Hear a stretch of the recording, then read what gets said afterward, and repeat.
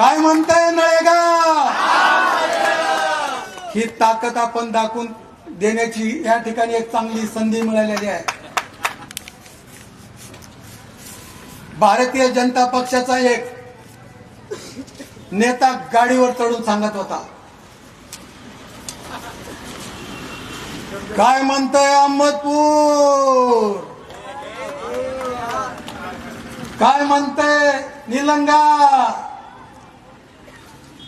काय म्हणतोय रेणापूर. आता आपण त्याला म्हणलं पाहिजे, काय म्हणतोय लातूर, काय म्हणतोय नळेगाव. ही ताकद आपण दाखवून देण्याची या ठिकाणी एक चांगली संधी मिळालेली आहे. जिल्हा परिषदेच्या नळेगाव गटातील महाविकास आघाडीच्या भारतीय राष्ट्रीय काँग्रेसचे उमेदवार त्यांच्या प्रचाराच्या निमित्ताने आज आपल्यामध्ये उपस्थित असलेले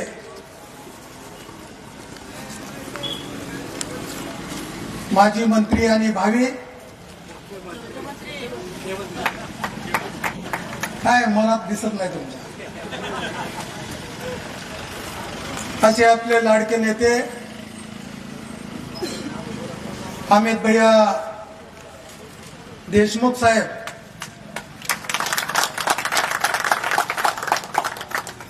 या प्रचार सभेचे अध्यक्ष आदरणीय खांडेकर गुरुजी, एन.आर. पाटील, विजयजी देशमुख, कांतरावजी चव्हाण, अहमदपूरचे आमचे अध्यक्ष चंद्रकांतजी मध्ये,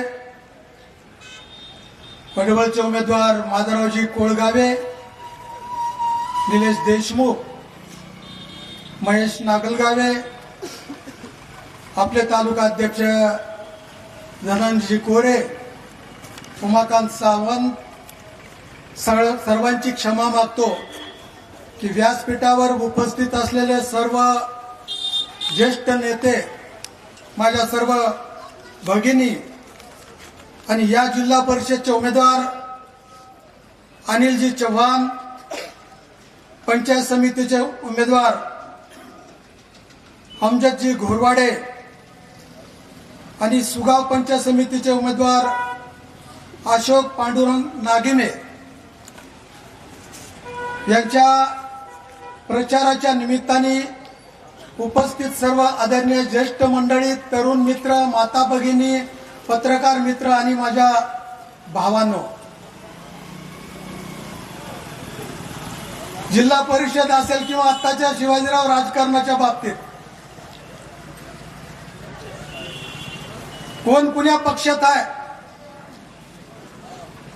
आणि कोण कुणाचं काम करायलंय हे काही लक्षातच येत नाही. सुनामीमध्ये जसं पत्र उडतात, फावटूळ आल्याच्या नंतर पाला पाचोळा उडतोय, तसे कार्यकर्ते आपल्या मतदारसंघात तर उडत असताना आज तर काही वरीच आहे, भिरक्या मारू लागले. कुणी जिल्हा परिषदची निवडणूक लढवायचे म्हणून गेलाय, कुणी पंचायत समितीची निवडणूक लढवायची म्हणून गेलाय. आता ह्यांचं कधी लँड होणार आहे काहीच कळणार, वरीच आणखी फिरू लागले.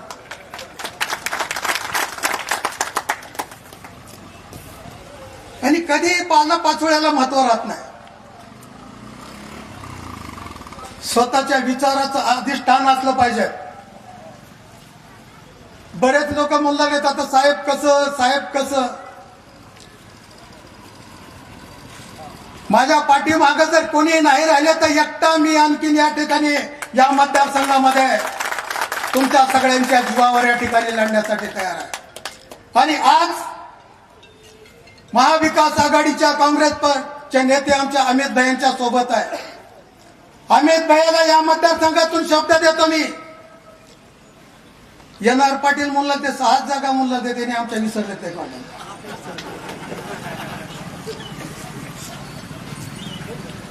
11 जागापैकी 11 जागा निवडून आणण्याचा संकल्प आपण या सभेतून या ठिकाणी केला पाहिजे. प्रचंड मोठी लाट आज त्यांच्या विरोधामध्ये आहे. आज जरी पक्षाचे नाव ते घेत असतील तर कुठल्याही पक्षाचे कार्यकर्ते त्यांच्या सोबत नाहीत. आताच आमच्या सहकार मंत्र्यांचं भाषण मी ऐकत होतो. त्यांना उमेदवारच कोण आहे बाजपले साहेब माहित नाही. त्याला एकच उमेदवार माहिती आहे, सूरज बाबासाहेब पाटील. दिलीपराव देशमुखला एकच, सॉरी आपल्या मालक आपले नाही आमच्या साहेब आमचे नांदूरचे, त्यांना एकच उमेदवार माहिती आहे, त्यांचा पुतण्या गणेश दादा तर रडतच फिरू लागले तिकडे खंडाळी मतदारसंघात. त्यांना एकच उमेदवार माहिती आहे. अरे तुम्हीच सांगत होता ना कार्यकर्त्यांची निवडणूक आहे. कुठं कार्यकर्ते लढलेत, कुठं कार्यकर्त्याला तुम्ही संधी दिलेली आहे. आयाराम गयारामचा पक्ष म्हणजे भारतीय जनता पक्ष या ठिकाणी झालेला आहे. भारतीय जनता पक्षाच्या कार्यकर्त्याला वाऱ्यावरती सोडून दिला, ते पण वरीच गिरटा मारू लागले. जसं लातूर मध्ये कार्यकर्त्यांनी एक टीम त्यांच्या तयार केली, भैया अहमदपूर चाकूर मध्ये सुद्धा भारतीय जनता पक्षाचे सगळे कार्यकर्ते आज त्यांच्या विरोधात लढण्यासाठी सज्ज झालेले आहेत. कारण त्यांना असं वाटायलंय पक्ष म्हणजे का तुमचेच उमेदवार का? विकासासाठी आम्ही एकत्रित आलो. कुणाचा विकास आहे? विकास कुणाचा आहे? स्वतःचा म्हणजे विकास. स्वतःसाठी किती भीती आहे आपली बघा. अहमदपूर मध्ये तर काय आहे, इकडे मला वाटतं वेगळे वेगळे लढालेत. अहमदपूर मध्ये सगळे एक झालेत. म्हणजे इथल्याही मुस्लिम समाजाला मी या ठिकाणी सांगू इच्छितो, जरी वेगळे लढत असले तर फक्त तुमचं मतदान घेण्यासाठी वेगळं लढू लागले. हे सगळे एक आहेत, याचा विचार आपण या ठिकाणी करणं हे अत्यंत या ठिकाणी आवश्यक आहे. काही लोकांचे तर भाषण ऐकलं, 5 तारखेपर्यंत तुम्ही काय सांगचाल ते आम्ही ऐकू. किती तारखेपर्यंत गोविंदराव? 5 तारखेपर्यंत. आणि 5च्या नंतर आम्ही जे सांगू ते तुम्ही ऐकलं पाहिजेत. हे आमचा विकास आहे. आता मोठेपणानं सांगतील हे रोड बघा कसा होऊ लागलाय, विचारा त्या सहकार मंत्र्याला किंवा त्या भाजपच्या नेत्याला हे रस्ता कधी मंजूर झालेला आहे. माहिती असेल आपल्याला.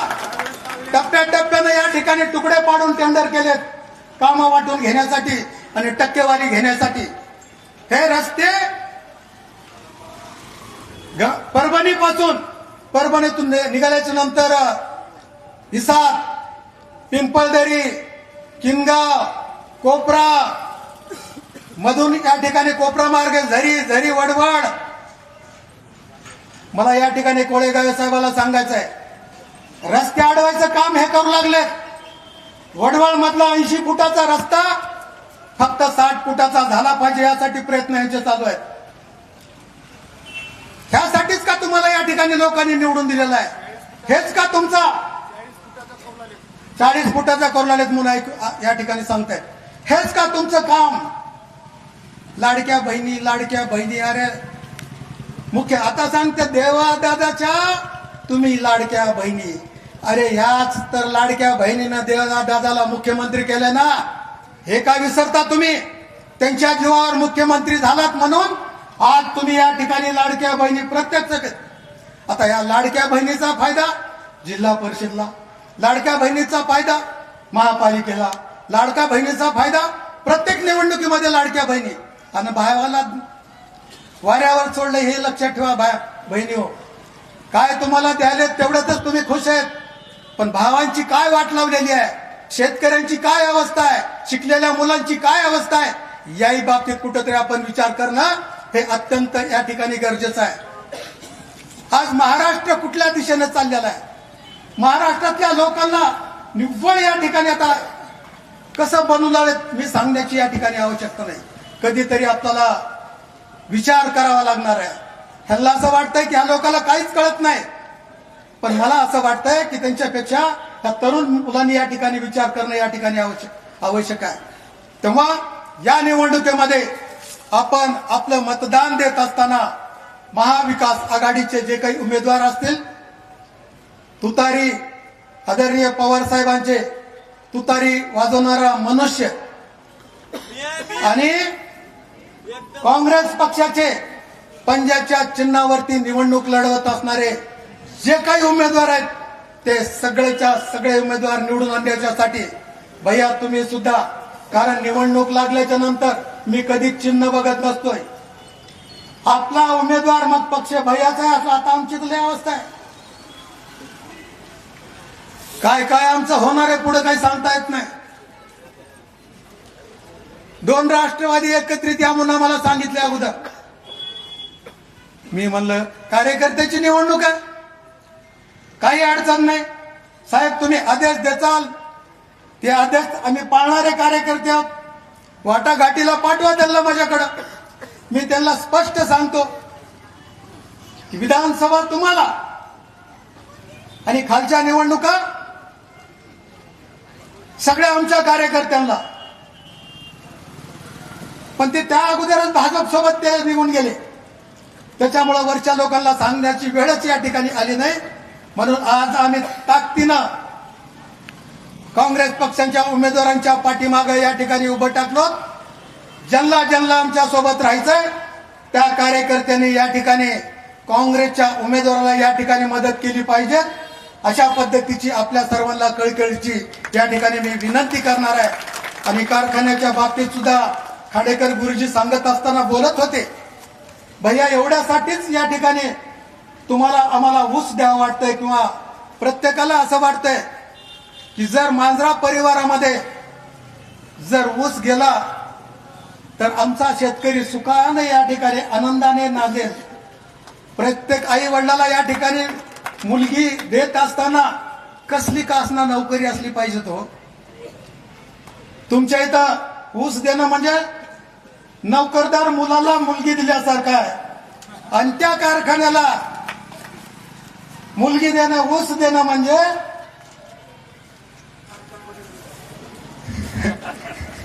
ज्याला कोणीच वाली नाही अशाच्या घरी मुलगी दिल्यासारखं या ठिकाणी वाटतंय. तेव्हा आमच्याही भागातल्या सर्व शेतकऱ्यांना आपण सुखी करावं, कारण साहेबांच्यामुळंच, आदरणीय विलासरावजी देशमुख साहेबांच्यामुळं पाणीदार असा आपला मतदारसंघ या ठिकाणी झालेला आहे. ते कधीच आपल्याला विसरून या ठिकाणी चालणार नाही. आणि म्हणून साहेबांच्या आठवणी पुसायला निघणाऱ्यांची काय लोकांनी अवस्था केली मी सांगण्याची या ठिकाणी आवश्यकता वाटत नाही.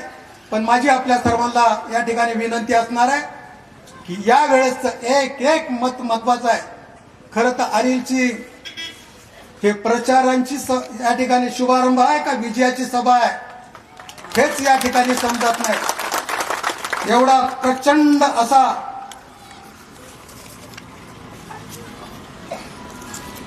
जनसमुदाय या ठिकाणी उपस्थित झालेला आहे. आपण नगरपालिकेची निवडणुका झाल्याच्या नंतर भारतीय जनता पक्षाचा एक नेता गाडीवर चढून सांगत होता, काय म्हणतोय अहमदपूर, काय म्हणतंय निलंगा, काय म्हणतंय रेणापूर. आता आपण त्याला म्हणलं पाहिजे काय म्हणतंय लातूर, काय म्हणतंय नळेगाव. ही ताकद आपण दाखवून देण्याची या ठिकाणी एक चांगली संधी मिळालेली आहे. निवडणुकीत कोण ठीक आहे आमचा अनिल निवडून येईल,